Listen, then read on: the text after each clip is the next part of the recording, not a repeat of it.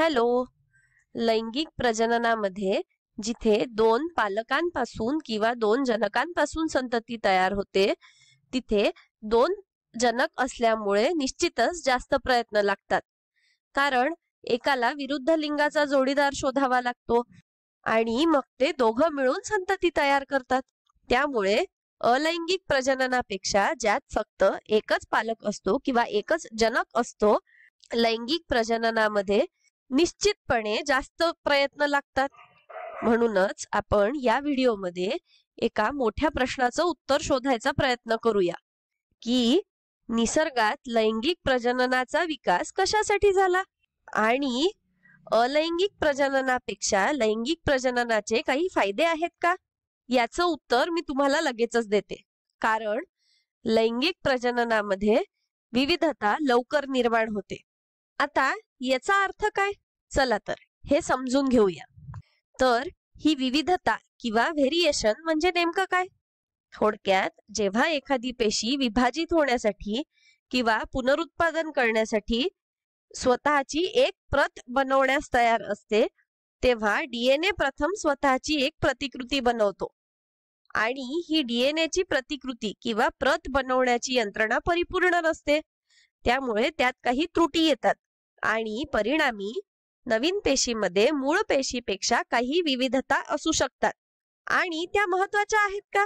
तर त्या महत्वाच्या आहेत कारण त्या प्रजातींना आपल्या ग्रहाच्या सतत बदलणाऱ्या वातावरणाशी जुळवून घेण्यास मदत करतात. आणि या विविधता महत्वाच्या असल्याने लवकर घडवून आणणे योग्य आहे आणि म्हणूनच आपल्याकडे लैंगिक प्रजनन आहे.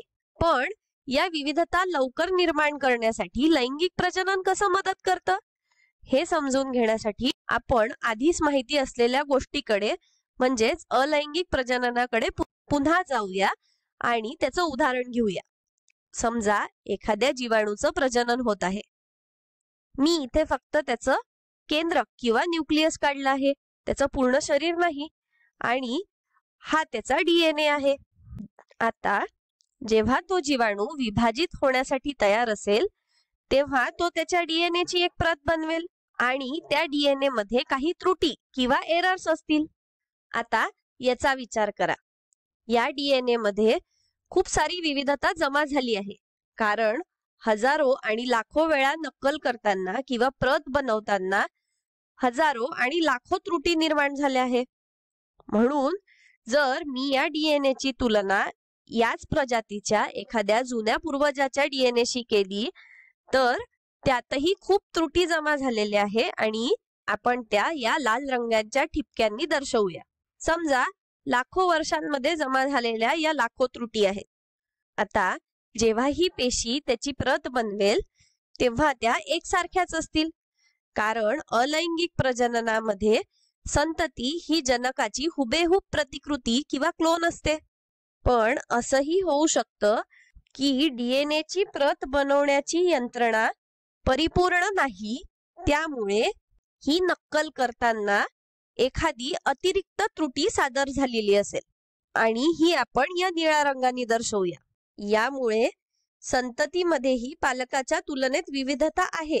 पण गोष्ट अशी आहे की जर तुम्ही या दोन्हीही डीएनएच्या रचनेकडे बघितलं तर ती जवळपास याच्यासारखीच दिसते आहे कारण सादर झालेली नवीन त्रुटी इतकी लहान आहे की ती कोणतीही महत्वपूर्ण विविधता घडवून आणू शकत नाही.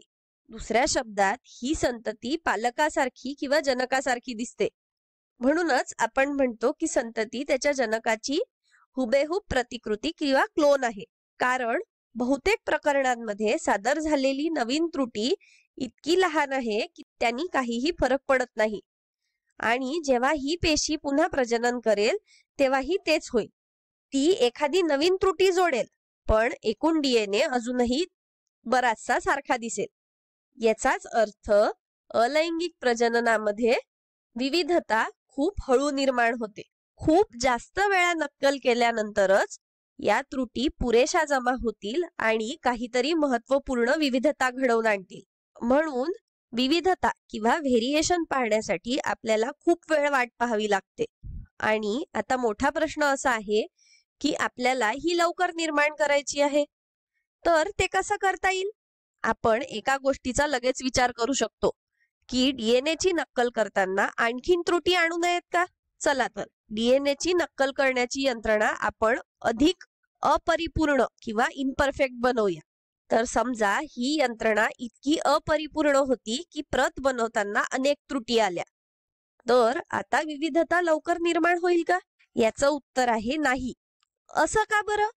कारण जर तुम्ही डीएनए ची नक्कल करण्याच्या यंत्रणेत खूप त्रुटी आणल्या, जसं की आपल्याला इथे दिसत आहे, तर ही शक्यता जास्त आहे की हा डीएनए कामच करणार नाही आणि ही पेशी मरून जाईल. लक्षात ठेवा की डीएनए ही त्या पेशीसाठी कोणत्या प्रकारची प्रथिने किंवा प्रोटीन्स निर्माण करायची यासाठीची कृती आहे.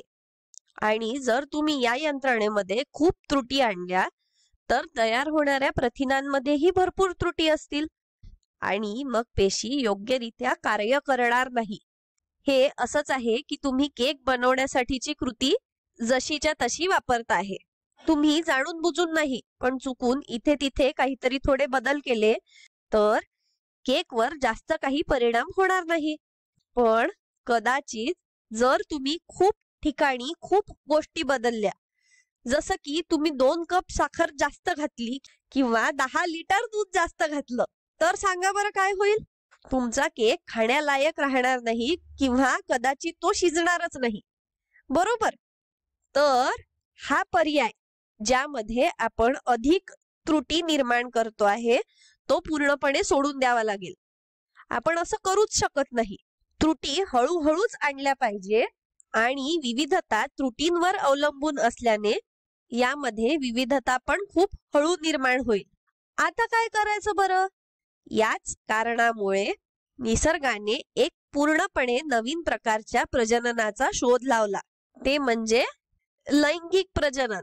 आणि आपण पाहणार आहोत की हे विविधता आणण्यासाठी केवळ त्रुटींवर अवलंबून नाही. त्रुटींची आवश्यकता आहे, पण यामध्ये संततीमध्ये विविधता आणण्याचा आणखीन एक मार्ग आहे. चला तर पाहूया हा मार्ग कोणता आहे. तर लैंगिक प्रजननामध्ये 2 वेगवेगळ्या व्यक्तींच्या, एक नर आणि एक मादी यांच्या पेशी एकत्र येऊन संतती तयार करतात. बरोबर? आणि लैंगिक प्रजननाचा सर्वात महत्वाचा मुद्दा असा आहे की 2 पालकांचा डीएनए एकसारखा नसतो. एका पालकाच्या डीएनए मध्ये जमा झालेली विविधता दुसऱ्या पालकाच्या डीएनए मध्ये जमा झालेल्या विविधतेपेक्षा वेगळी असते. आपण पुन्हा एकदा यांना लाल ठिपक्यांनी दाखवूया. आणि तुम्ही बघू शकता की मी यांना वेगवेगळ्या ठिकाणी दाखवलं आहे, कारण हा विविधतेचा संच इथे असलेल्या संचापेक्षा वेगळा आहे. आणि हे मला कसं कळेल? कारण मला दिसत आहे की हे एकसारखे नाही. बरोबर? त्यांच्या डोळ्यांचा रंग, केसांचा रंग, कदाचित उंची ही पण वेगवेगळी असेल. त्यांच्यात भरपूर फरक असतील. यावरूनच एका डीएनए मध्ये जमा झालेली विविधता दुसऱ्या डीएनए मध्ये जमा झालेल्या विविधतेसारखी नाही, हे स्पष्ट आहे. आणि ही सगळ्यात महत्वाची गोष्ट आहे. आणि म्हणून जेव्हा एक नवीन संततीची पेशी तयार होते तेव्हा तिला आई आणि वडील या दोघांकडूनही एक प्रत मिळते. ही आहे वडिलांची प्रत आणि ही आहे आईची प्रत. समजा या पेशीला या दोन्हीही प्रती मिळाल्या. आता जर आपण या डीएनए ची तुलना वडिलांच्या डीएनएशी केली तर ती सारखी नाही, कारण त्यात आईकडून आलेली विविधता पण आहे. त्याचमुळे ही संतती हुबेहूब वडिलांसारखी दिसणार नाही. त्याचप्रमाणे जर आपण या डीएनए ची तुलना आईच्या डीएनएशी केली, त्यात वडिलांकडून आलेली विविधता ही आहे, म्हणूनच ही आईसारखी दिसणार नाही. त्यामुळे ही संतती ना वडिलांसारखी दिसेल ना आईसारखी दिसेल, पण ती अद्वितीय किंवा युनिक असेल, कारण तिच्याकडे तिच्या स्वतःच्या अशा अद्वितीय विविधतेचा संच आहे. आणि म्हणूनच लैंगिक प्रजननामध्ये संतती त्याच्या जनकासारखी हुबेहूब दिसत नाही किंवा जनकाचा क्लोन नाही. तुम्ही किंवा मी आपल्या पालकांसारखे दिसतो, पण आपण त्यांची हुबेहूब प्रतिकृती नाही, जसं अलैंगिक प्रजननामध्ये होतं. म्हणूनच आपण बघू शकतो की विविधता खूप लवकर जमा होतात आणि जेव्हा ही व्यक्ती पुन्हा जोडीदार शोधेल आणि प्रजनन करण्यास तयार होईल तेव्हा त्याच्या डीएनएच्या संयोगामुळे आणखीन विविधता जमा होईल.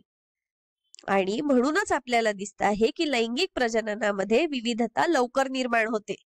आता तुम्हाला अनेक प्रश्न असतील. एक प्रश्न असा असू शकतो की डीएनए एकत्र येणं म्हणजे काय? या संयोगाचा अर्थ काय? ते एकमेकांना जोडले जातात का? किंवा नवीन संततीच्या केंद्रकामध्ये फक्त डीएनएचे 2च संच असतील का? डीएनए वाढत जातो का? हे नेमकं कसं होत आहे?